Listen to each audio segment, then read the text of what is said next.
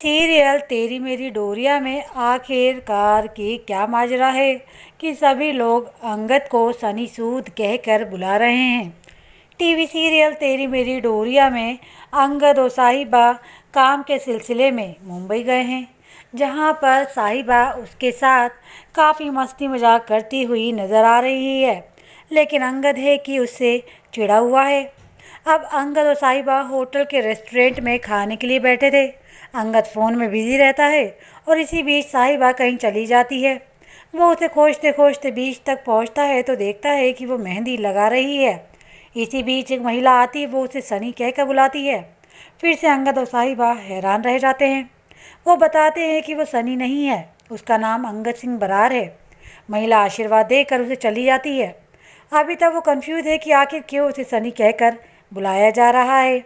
साहिबा और अंगद होटल के कमरे में पहुंचते हैं और देखते हैं कि पूरे कमरे को गुलाब की पंखुड़ियों और मोमबत्ती से सजाया है।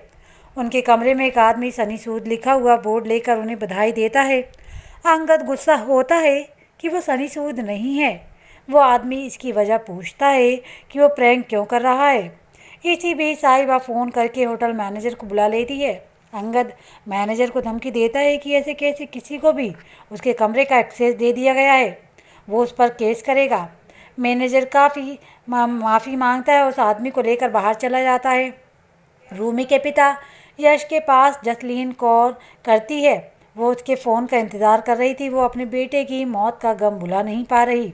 जसलीन उससे दोस्ती करना चाहती है। दोनों अगले दिन लंच पर मिलने का प्लान बनाते हैं। उधर अंगद को मैनेजर पर गुस्सा आता है कि ऐसे कैसे कोई भी कमरे में घुसा आ रहा है। वो अगले दिन ही निकलने का प्लान बनाता है। वो जो भी बातें कर रहा है, होटल का मैनेजर माइक्रोफोन के जरिए उनकी बातें सुन रहा है। मैनेजर तुरंत उसके कमरे में आता है और गलती के लिए माफ़ी मांगता है, जिसके बाद अंगद होटल में रुकने को राज़ी हो जाता है। अंगद को एसिडिटी हो गई है तो वो अलग से परेशान है। जब साहिबा उससे बार बार पूछती है कि वो गुस्से में कुशन फेंक देता है, जो कि दूर पानी से गिरे गिलास पर गिरता है। उस गिलास के पास ही माइक्रोफोन लगाया गया था।